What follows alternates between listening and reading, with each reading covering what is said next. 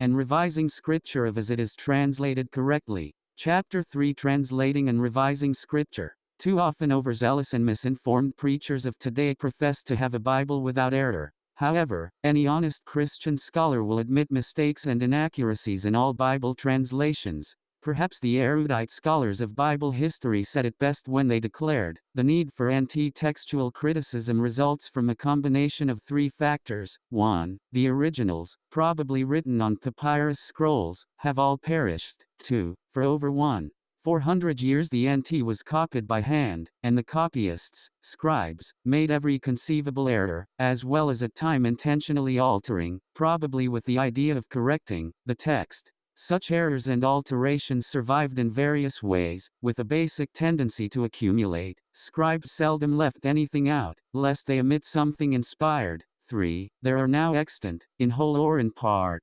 5,338 Greek MSS, as well as hundreds of copies of ancient translations, not counting over 8,000 copies of the Latin Vulgate, plus the evidence from the citations of the NT in the writings of the early Church Fathers. Moreover, no two MSS anywhere in existence are exactly alike. Biblical Criticism, Harrison, Walk, Guthrie and Fee, page 128. This is not the overwhelming evidence as to the accuracy and harmony of the Bible which our modern divines proclaim, but rather the understanding of scholarly and qualified textual critics. The translators themselves are responsible for most of the errors in the Bible, so we must look to where and how they came about.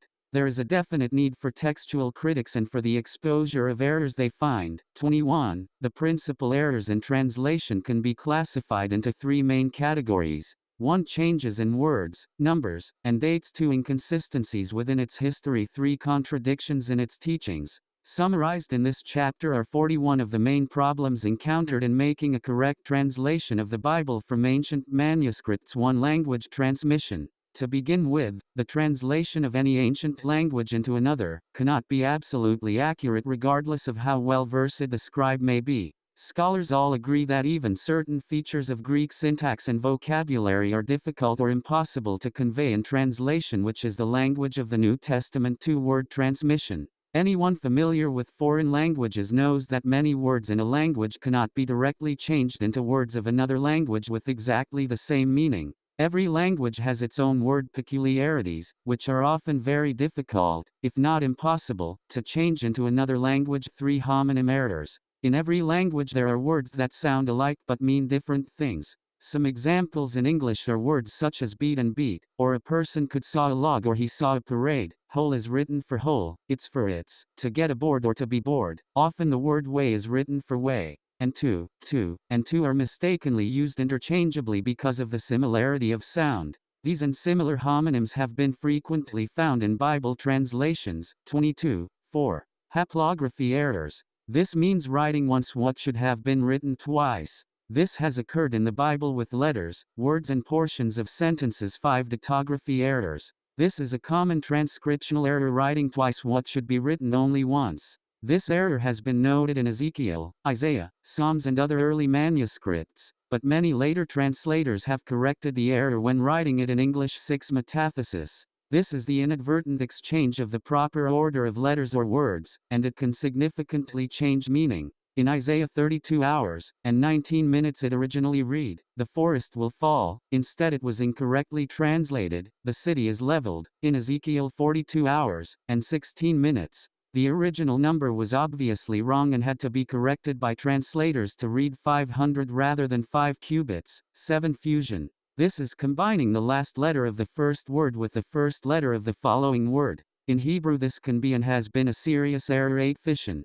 This is the improper separation of one word into two words. This has been found in verses such as Isaiah 61:1 with the last word in Isaiah 2:20, and also in other places. 23. 9. Misreading handwriting. In nearly all languages there are several letters which are similar in appearance and are easily mistaken. Anciently this was a problem because of poor writing materials and the variations of handwriting. Age of manuscripts would mar or obliterate important letters or words, making it difficult to know what was written. Misreading the handwriting and copying even the same language is easily done. In the Hebrew writing this is a particularly common problem. 10. Homoioudalutin.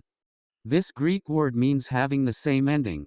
Sometimes the loss of a text can result when the eye of the copyist passes over all the words preceding a final phrase which may be identical with one which closes the sentence preceding it or following after it. These have been found in Isaiah, Psalms, and elsewhere. 11 Homoia Arcton.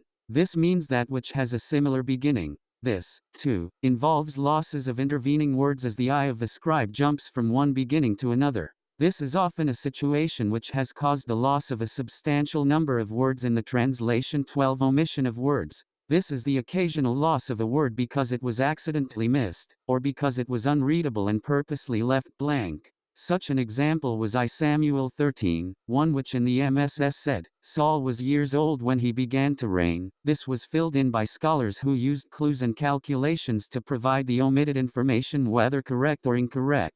In some instances, this is impossible to do accurately. 24:13.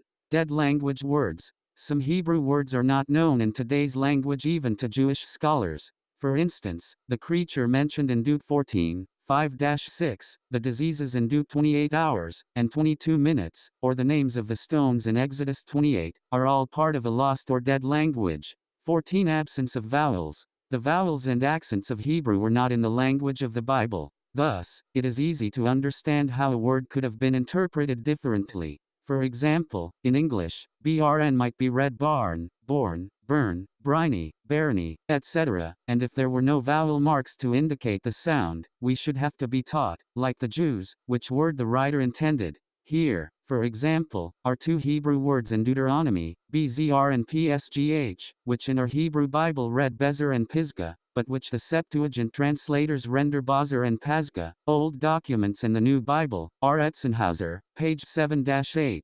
Vowels were not even used until about the 7th and 8th century. Syriac and Arabic writing had a similar delay for vowels in their writing. Many Bible difficulties result from a minor error on the part of a copyist in the transmission of the text. In the Old Testament, such transmissional errors may have resulted from a poor reading of the vowels. Hebrew was originally written in consonants only, and the vowel signs were not added until 1,000 years after the completion of the Old Testament canon. But there are also some consonants that are easily confused because they look so much alike. Besides that, some words are preserved in a very 25 old spelling susceptible of misunderstanding by later Hebrew copyists. Bible difficulties. Gleason L. Archer, page 16. 15 Continuous letters. Another cause of error in translating ancient texts was the dividing of words that had been written that had been originally all run together in a continuous line.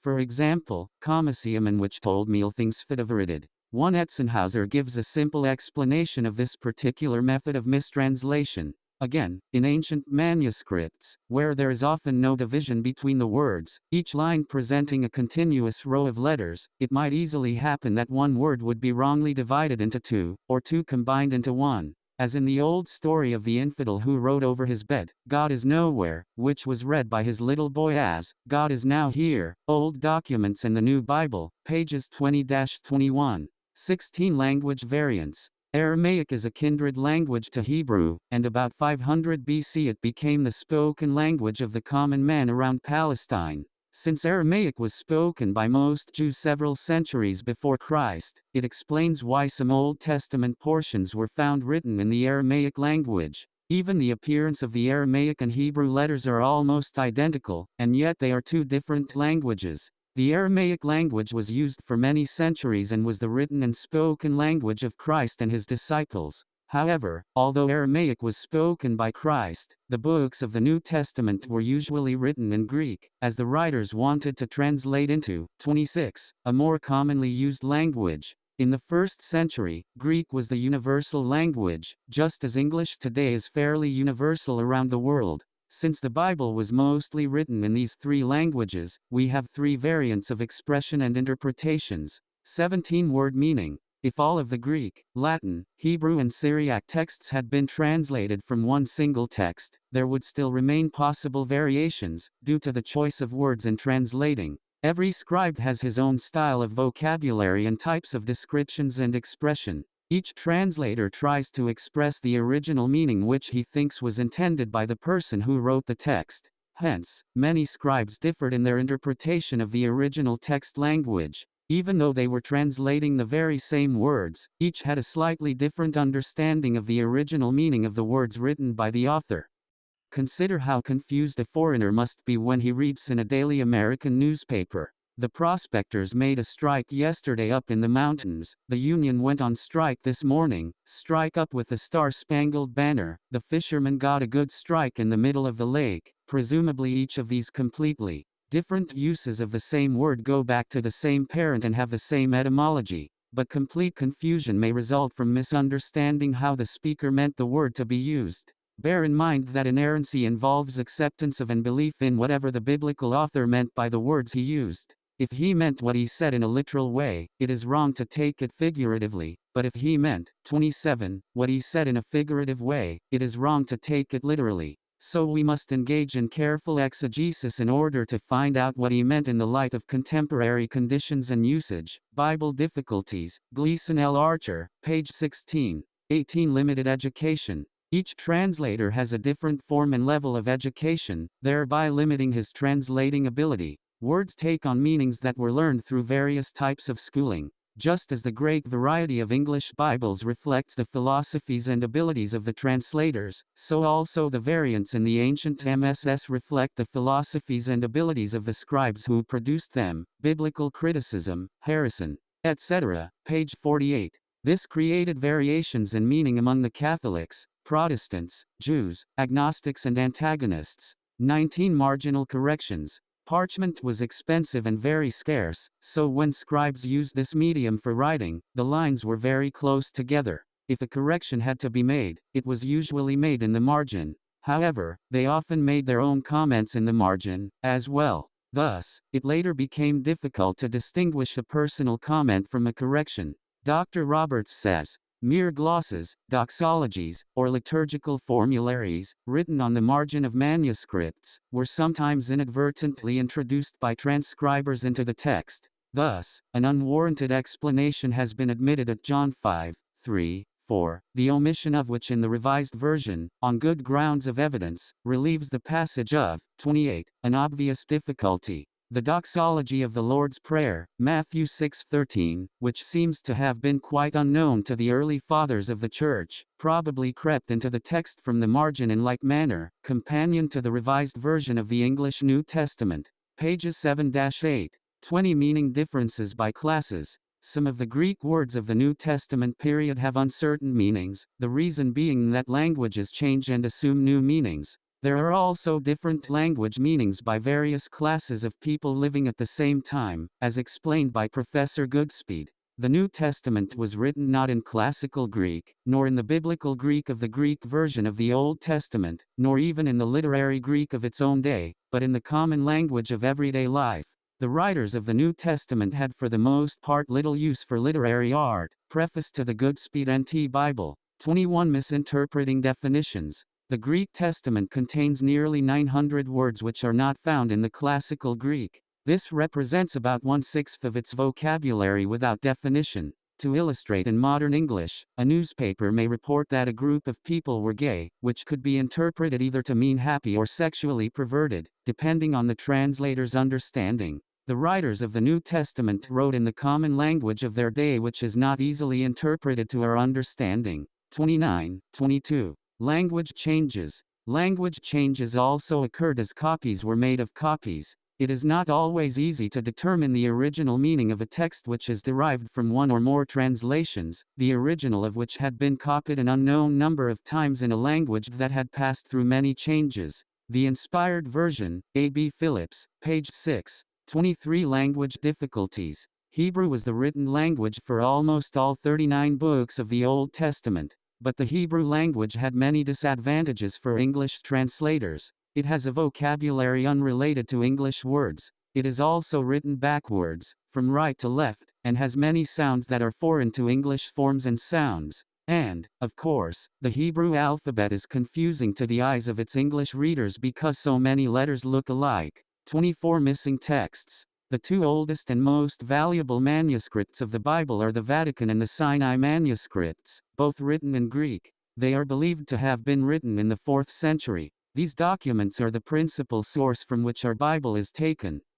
However, the Sinai-Titus manuscript does not contain the doxology in Matthew 6:13, Mark 16:9-20, John 7:53-8:11, nor Ephesians 1:1. These texts are also missing in the Vatican manuscript. This might mean they should not even be included in the Bible. The Vatican manuscript does not contain 1 and 2 Timothy, Titus, Philemon, Revelations, nor the Book of Hebrews. This is another problem of major proportion for translators. 30:25. Inferior texts. It must be noted that the four most valuable manuscripts, the Vatican, the Sinaitic, the Alexandrian, and the Ephraim, were not even available in their original form to the King James translators. Hence, the basis for that Bible was translated from more inferior texts. 26. Obsolete and seldom used words. The King James Version contains many archaic words which are either obscure or misleading. Some of the words are obsolete, others are intelligible but are cumbersome and distracting.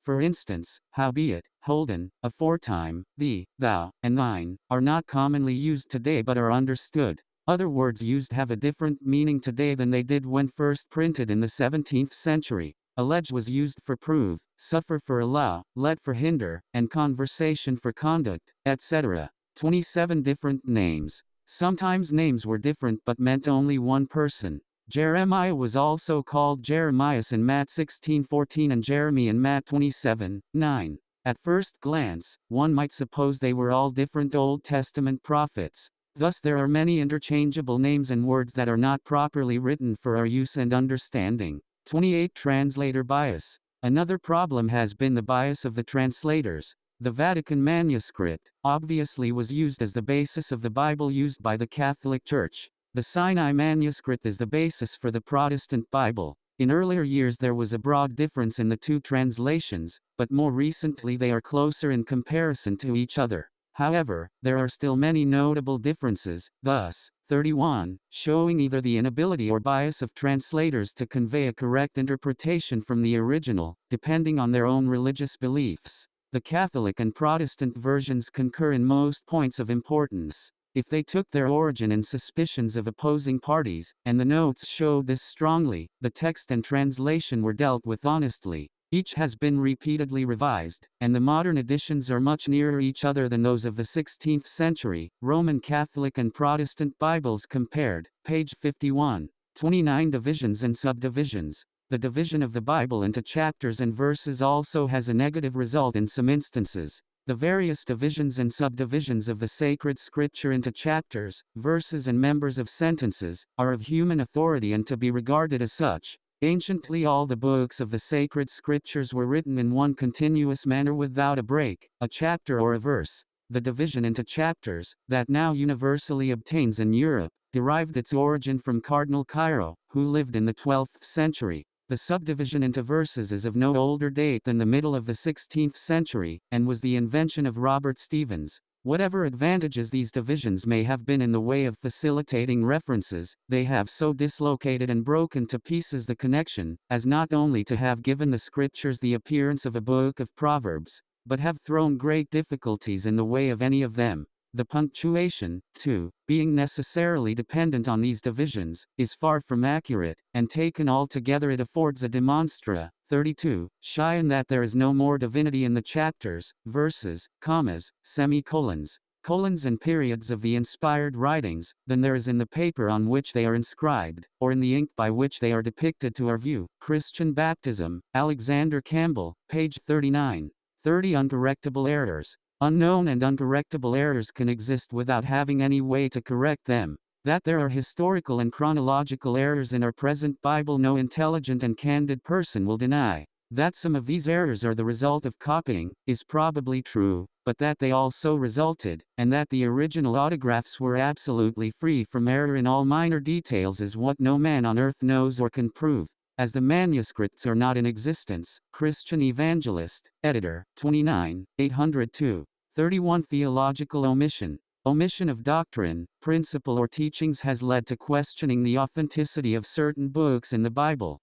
Sometimes scholars supposed that if an author has omitted some aspect of theology, he could not have held it. For example, the absence from the Pauline epistles of any idea of Christ as high priest is for them evidence that he could not have held this idea. yet he may have had reason for not including it in any of the epistles under his name in the NT. Arguments from silence are clearly less conclusive than contradictory evidence would be. It is reasonable to assume that an author would not knowingly, 33, contradict himself. Yet it cannot be assumed that the totality of his doctrinal ideas is necessarily expressed in his extant writings. Biblical Criticism, Harrison, etc., page 114.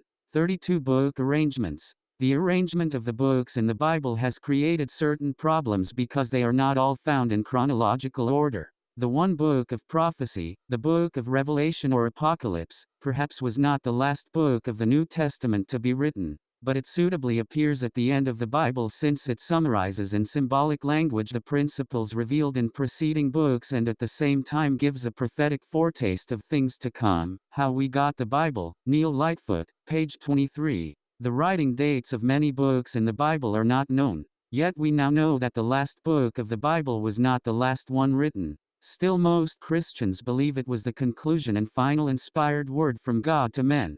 From this incorrect conclusion, they religiously believe that God was not going to send any more revelations or prophets to reveal them, as stated in Rev. 22:18-19. 33 Too many manuscripts. There have been only two alternatives for translators: 1, to select one manuscript and make it the standard text, or 2, to consult the thousands of manuscripts and authorities and make a comparative translation by reconstructing them all. Since choosing one manuscript would surely result in an incomplete failure, the Bible has been composed from the latter method. This has not proved accurate, hence the many versions of the Bible today. 34. Inadequate texts. The publication of the King James Version of the Bible in 1611 was a milestone in Bible history. It was itself a revision of other translations and revisions. For centuries it remained the dominant Bible for English-speaking people. However, no translation can ever be final. Translators are human beings and there will always be room for improvements upon their work. The King James Version was made from inadequate manuscripts. This is not the fault of the translators because they did not have many of the manuscripts which we now possess. As other more ancient and correct manuscripts are found, they will tend to make new revisions of the Bible. In fact, hundreds more recent Bible translations have been published since the King James edition. See Chapter 4, Different Bibles and Translations. 35 Numerous variants. There are so many manuscripts and pieces of manuscripts that it is difficult, if not impossible, to decide which ones are the most accurate. The quantity of materials available on the Bible text, the number of textual documents, including manuscripts and versions, is so vast that it practically defies calculation. A conservative guess would be at least 20,000. Of these, as we have seen, some 4,500 alone are manuscripts of the New Testament. How We Got the Bible, Neil Lightfoot, page 120. 36 Printer errors. Even after a manuscript is translated and given to a printer, there are still many errors that creep into the final printing. 35. Yet problems arise and persist in the making of books. Today, with modern printing methods, it is not unusual to see glaring mistakes in published materials. Some of the greatest mistakes in the history of the Bible have occurred since the invention of printing. More than 300 errors in the first edition of the King James Bible were corrected in the second edition 2 years later. In our own time, despite all concentrated efforts to the contrary, the Revised Standard Version of 1946 and 1952 was not exempt from the plague of misprints. If in modern times errors somehow appear in printed copies of the Bible, it is not difficult to see how mistakes slipped unnoticed into the New Testament manuscripts long ago. All ancient books had to be produced by hand, and no human hand is so exact or eye so sharp as to preclude the possibility of error. So errors were made, errors were copied, and errors were mixed in with the pure text. How We Got the Bible, Neil Lightfoot, page 46. 37 Incomplete texts.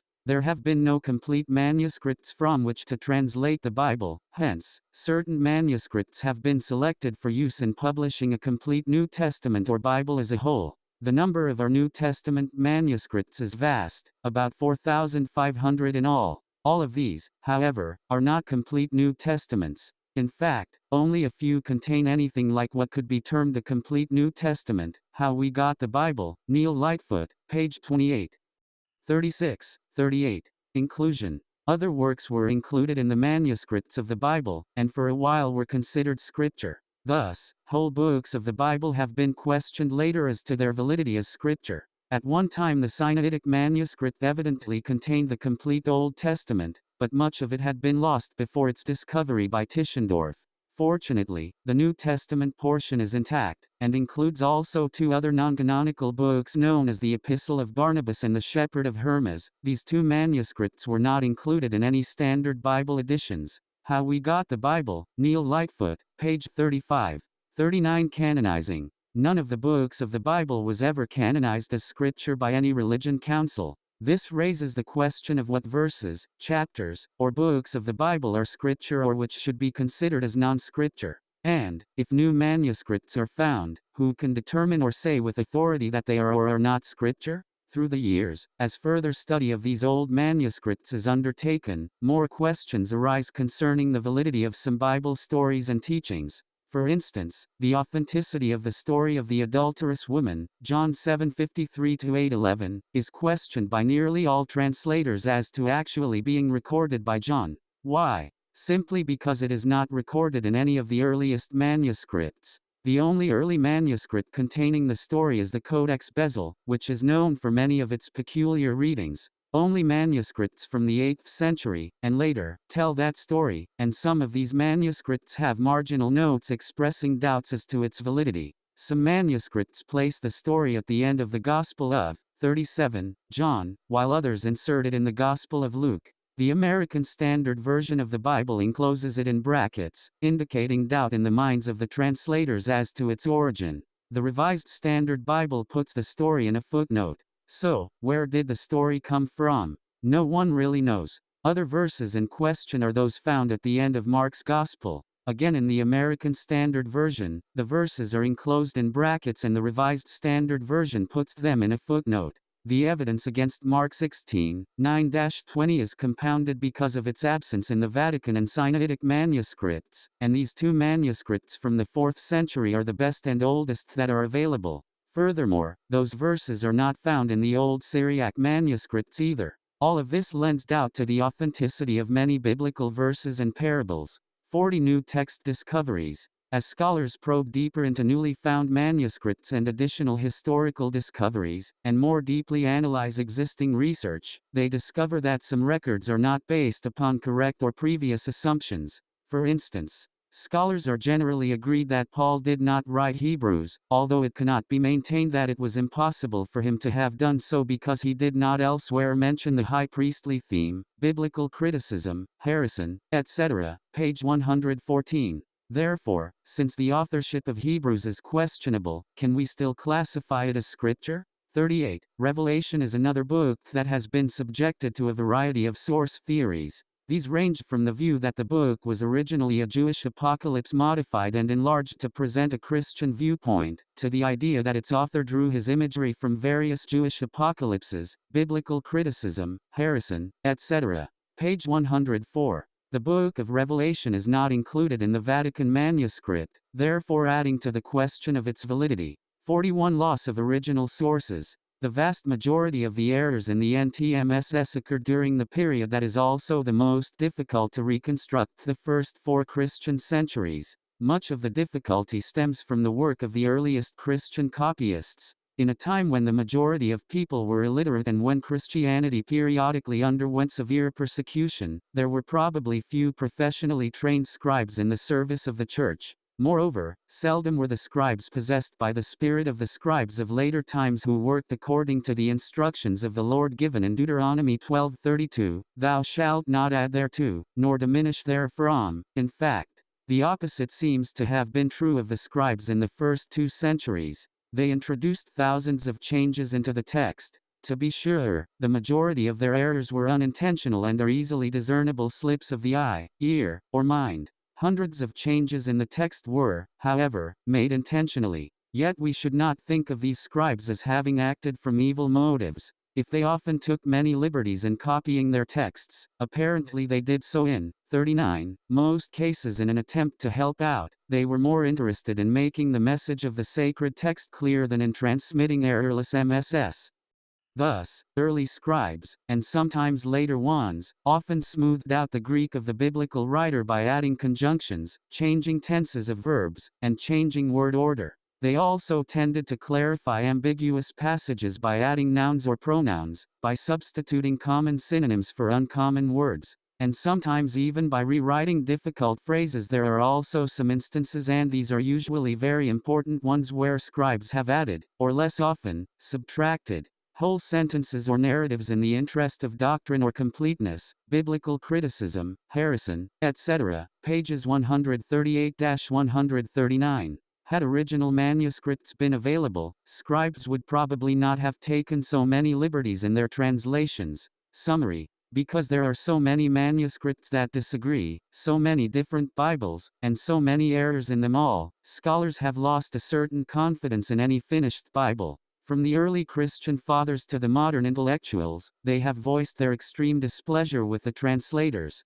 For example, Augustine often had to attempt the justification of the many conflicting passages of the Bible. Origen wrote a large book trying to clarify many of the Bible's discrepancies. Neander, an excellent scholar, never even attempted to justify all the contradictions after noting so many. 40. Many of our most recent scholars of the Bible have written much concerning the glaring inconsistencies, contradictions and manifest discrepancies of the Bible. The learned scholar, Moses Stuart, said the scriptures have discrepancies between different portions of them which no learning nor ingenuity can reconcile. Dr. Charles Hodge declared, it would require not a volume, but volumes, to discuss all the cases of alleged discrepancies. Orson Pratt referred to Bishop Ussher's discouragement with all the differences in manuscript texts. In my hearing, Bishop Ussher professed that whereas he had of many years before a desire to publish the New Testament in Greek, with various lections and annotations, and for that purpose had used great diligence and spent much money to furnish himself with manuscripts, yet, in conclusion, he was forced to desist utterly, lest,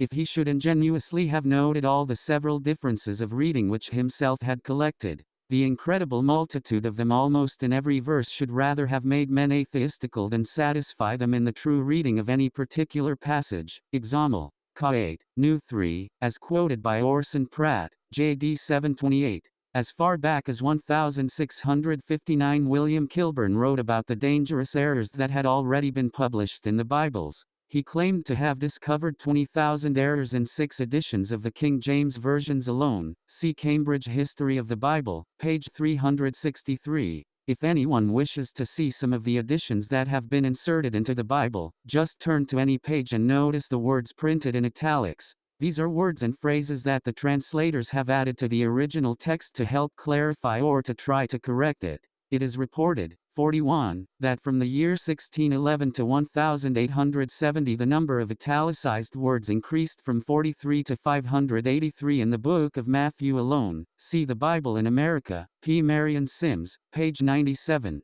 Unfortunately, we have no original manuscripts from which to obtain an absolutely correct version of the Bible. There are no early manuscripts from Asia Minor or Palestine, from which the original sources would have come. The original Old Testament manuscripts were copied by hand for many generations on highly perishable papyrus and animal skins in the relatively damp, hostile climate of Palestine. Within only a few years these original manuscripts were consumed to oblivion. As copies of copies were made, by both learned and unlearned copyists, minor and major changes began to appear. Many scribes unintentionally made minor errors, then some made intentional errors by trying to correct what they thought was an error. Variations accompanied almost every copy as corrections or interpretations began to appear. Later scholars have tried to sort and select which variations seemed most likely to agree with their own understanding of what the original writer intended. Hence, another reason for so many different Bible versions in existence today.